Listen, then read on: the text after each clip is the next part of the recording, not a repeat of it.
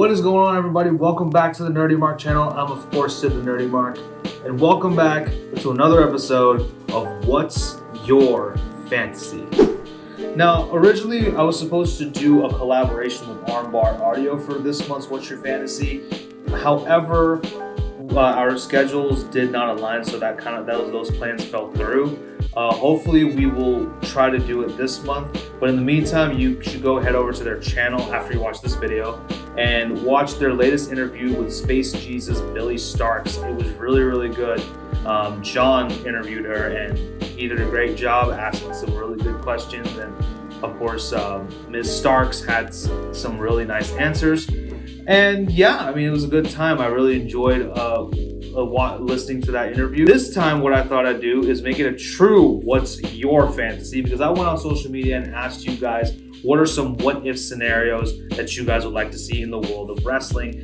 And a lot of you did come through, so thank you to each and every one of you who sent in a potential what-if storyline for me to book. These are going to be very short. There's going to be like 3 to 5 minutes per story, so I'm not going to spend too much time on it. They're not going to be like huge builds like I usually do. I got about 7 or 8 of these scenes, and I'm only going to book about 4 of them in this video, so we'll actually be doing a part 2, so there will be other opportunities for you guys to get involved. So, please make sure you send those in to me as I request for them. So leave a comment below if you want to see your what if scenario be booked on this channel.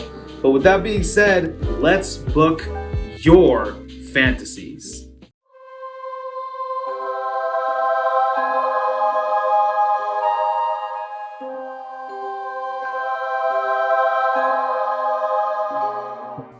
Our first what if scenario was requested by Jody Bennett 182 on Instagram.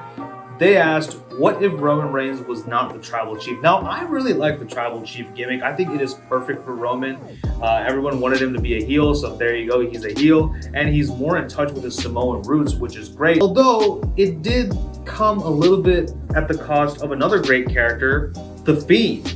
I think The Fiend being in that title picture did do a lot more harm than good. What I would do is have the swamp match be the final end of the Wyatt Strowman, with Strowman still as Universal Champion. Again, The Fiend does not need a title to be great. I think he's much better off without one. So, no titles for The Fiend. Strowman is still champion. And originally Roman came back at SummerSlam spearing The Fiend and beating up on Braun Strowman. But I would hold off on that and let him not come back at all in the year of 2020. Let Strowman hold the title for the whole year. Let him have some good feuds. Maybe pay off Brock Lesnar for a one-off so that he can put over Strowman. At the Royal Rumble 2021, at number 30, we do have Roman Reigns returning, and he makes it to the final 2, which is himself and Edge, the man who entered at number 1. Edge goes for a spear onto Roman Reigns, who ducks and hits a spear of his own and eliminates Edge from the Royal Rumble, winning the whole thing and going on to WrestleMania to face off for either the WWE or the Universal Championship. Now, I think the fans would turn on him because they would feel like it's 2015 all over again, except The Rock isn't here to try to help, shove Roman down our throats. On the fallout of the Rumble on Raw, he does cut a promo and he's all smiles at first, but he hears the fans booing and then he just closes his eyes and then he opens them up again and it's a completely different expression.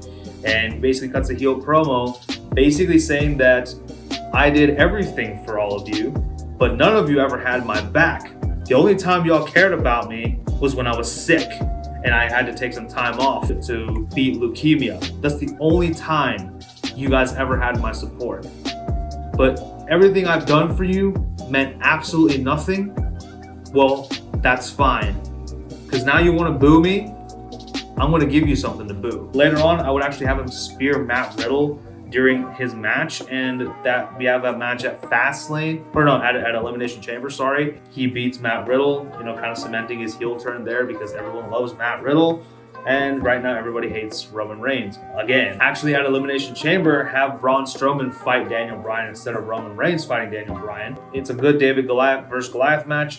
Strowman wins, and Roman Reigns spears Braun to end Elimination Chamber and picks up the Universal title, because he's going after the title that he never lost. So he's challenging Braun Strowman at Mania, but in the meantime, we do have Fastlane, and I would do the Edge versus Roman match here and have Roman Reigns win. And then finally at Mania, Braun versus Roman Reigns. I feel like the feud that they had in 2017, 2018 was actually a really good feud. Just put a lot of elements of that feud in here in this match. So, I mean, Strowman and Reigns at this point, it's almost like, they're destined to do this forever. And so finally, though, after a really brutal match between the two, Roman Reigns does conquer the monster among men to become the new Universal Champion and continue his heel run. I didn't exactly do anything too different. I basically just didn't book him as the Tribal Chief. I just still booked him as a heel because I think heel Roman is really good. That's kind of how I would do Roman Reigns if he wasn't the Tribal Chief. If you want to still do the Jey Uso thing and maybe you want Jey Uso to go over Roman and take the title off of Roman Reigns at some point, and instead of Alpha and Sika, it's Rikishi and Jimmy Uso putting the lay on Jey Uso while he holds the Universal title up. I mean, that would be interesting, but I don't know if that would happen. I think it would be interesting, like I said. So you can do that too in the future if you'd like. Our next What If scene comes from Toxic Kiefer on Instagram. This was a very interesting one. This was, what if Reed Flair was still alive? Now, we talk a lot about what if Eddie Guerrero were still alive, what if Chris Benoit was still alive. To be frank, if Eddie Guerrero were still alive, Chris Benoit would still be alive. If you don't know what I'm talking about, watch Dark Side of the Ring. What if Owen Hart was still alive and stuff like that? Now I get it. Owen Hart, Benoit, Eddie Guerrero are like up here, and Reed Flair was like down here. He was still definitely coming up as a wrestler. He died because of an overdose on drugs. He OD'd, and this was 12 days removed from a show that he did at All Japan Pro Wrestling. But let's just say that he OD'd but somehow still survived. Honestly, he would have gone to rehab first. And by the way, if any of you are in rehab and watching this or have gone to rehab, I have a ton of respect for you. I think that asking for help is not a sign of weakness, it is a sign of strength. I think have him go to rehab, like I said, and just have him get clean, and then have him return to wrestling around 2014, late 2014 maybe. Give him some more time in the indies, like have him do some territorial stuff. Then maybe around 2015, 2016, he could come to NXT. Charlotte Flair would have already kind of be there. I think Reed Flair would be in a tag team to start out with, and then eventually have a singles run. So that would be cool. I think he would stay a little longer than his sister in NXT, and then when he eventually does get called up to the main roster, I do feel like he would kind of be in the shadow of Charlotte Flair, because Charlotte would be in the women's titles pictures constantly. But I do feel like Reed Flair would be, I don't know if he would be in the Universal or WWE title pictures. I think the US title and the Intercontinental title pictures, that's kind of where I would see him be. And maybe after that he leaves WWE and goes back into the indies. Maybe he wrestles in New Japan and Ring of Honor and Impact and goes on to have a pretty decent career. So if Reed Flair never died, that's what I think would have happened. Our next one comes to us from Brandon Montgomery of Talking Suplexes on Instagram. Shout out to Brandon.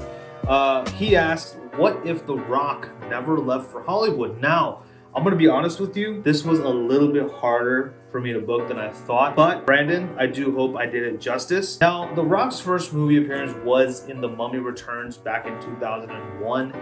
And he played the Scorpion King, and then he actually had the Scorpion King had his own movie with The Rock starring as the titular character. It's actually a decent movie if you haven't watched it. He actually wrestled his final match in WWE in 2004 at WrestleMania 20. where he teamed up with Mick Foley to form the Rock and Sock connection again to take on Evolution in a 3-on-2 handicap match in a losing effort, and after which he did leave the WWE and to pursue a full-time acting career. Now, let's say that The Rock never left and he re-signed another contract with him. So, I think if The Rock stayed, I think he still would have been able to do Mummy Returns and Scorpion King and The Rundown. By the way, if you haven't watched The Rundown, it's actually a pretty good movie. I think he would have also maybe even starred in a handful of WWE movies and got some side roles in Hollywood. So I still think he would have been able to do some acting while he was a WWE superstar. Hopefully he didn't do Doom. We all know how I feel about that movie. I'm not showing the picture again because I can't live through that one more time. We've done it already last week. I'm not doing it again. I do think that the John Cena feud, though, could have been done here. We could have had Hollywood Rock still versus the Dr. Thugonomics John Cena. That would have been cool. Maybe he even answers the US title challenge against John Cena, beats him and becomes the US champion, and then Cena and Rock, transition into a full-fledged feud, which ends at the end of 2004 with John Cena winning the US title back from The Rock and going into his feud with JBL. From 2005 to 2008, these 3 years is where The Rock wrestles full time. Here, I think we could have given them maybe one more WWE title run with this belt. This is the best freaking incarnation of the WWE title, in my opinion. I don't know why they changed it. That's another story. From 2009 to 2011, I would have had him transition into kind of more of a part-timer. So definitely, making a few more movies in Hollywood, but, coming back every so often. I think after CM Punk beat Jeff Hardy in their amazing feud, I think we could have done the CM Punk Rock feud here with The Rock challenging for the World Heavyweight title in a losing effort. Then he leaves to do movies, and his final match would be in 2013 against the A-lister, The Miz. I think, The Rock versus The Miz, one-on-one match. I think that would have been money. I would have him put over The Miz, and then from there, he retires and does movies full time. So I didn't exactly book The Rock leaving for Hollywood. I just kind of delayed him leaving for Hollywood because I think ultimately he did want to do movies. So who am I to, deny him that? Even though it is my world, I still am a benevolent leader. So if The Rock wants to do movies, let him do movies. But that is something that he had always wanted to do, and I think he would have eventually done films. He may not have had the monumental success as he has today, but I still think he would have had a pretty decent career in Hollywood. And our last what if scenario that we're going to look at today comes to us from @BWD Black Wrestle 1, aka Matt, that black wrestling dude, on Twitter. He asked, what if ECW and WCW never went out of business? This is one of the biggest what ifs in the world, and I get to tackle it as well. WCW and ECW were bought by Vince McMahon in 2001. ECW did have a short resurgence in 2006, but was canceled in 2010 and replaced with NXT. But if both companies never went out of business, I do think that we would have maybe seen the first instance of the breaking of the forbidden door.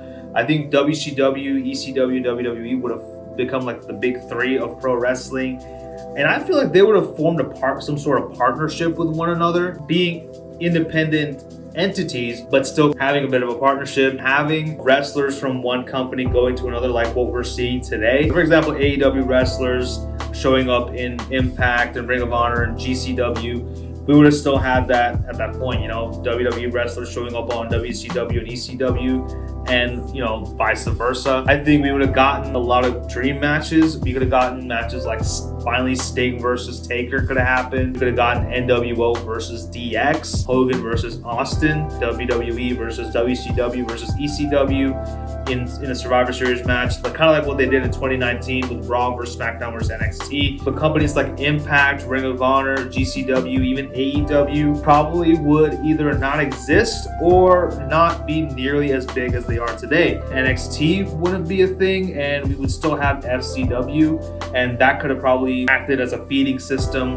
to either one of these three companies. Speaking of FCW, one of the biggest stars to come out of there Dean Ambrose, aka John Moxley, probably would have gone to ECW, and we may have gotten a different incarnation of the Shield. Now, originally CM Punk wanted Chris Hero in there instead of Roman Reigns, but you know, Vince McMahon wanted Roman Reigns, so that's why they did it. But I think with Moxley in ECW, we have Roman Reigns and Seth Rollins left, and we add Chris Hero, so it basically would be 3 long-haired, bearded men in the Shield. Basically, Bulletproof Jesus. That's probably what they would have been called. Who knows? I think Vince and CM Punk would have gotten what they wanted with the Shield, and maybe Punk might have stuck around for a little longer. Maybe he, you know, I mean, of course, that it was that and many other things that led to him leaving, but this may have been one less thing for him to be angry about. I think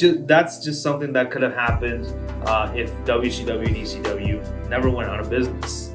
So those are all the what if scenarios that I wanted to tackle today. Like I said, I will get to each and every one of the ones that were requested eventually. Like I said, there will be a part 2 to this, and I will talk about those when that happens. But what did you guys think? Did you enjoy these bookings? Would you have done it differently? Let me know all that stuff in the comment section below. If you have an idea for a what if, leave that in the comments as well.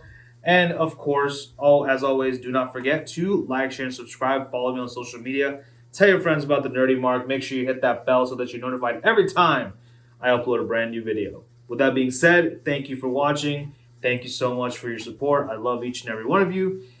And with that in mind, this is Sid signing off. You guys take care. Bye-bye.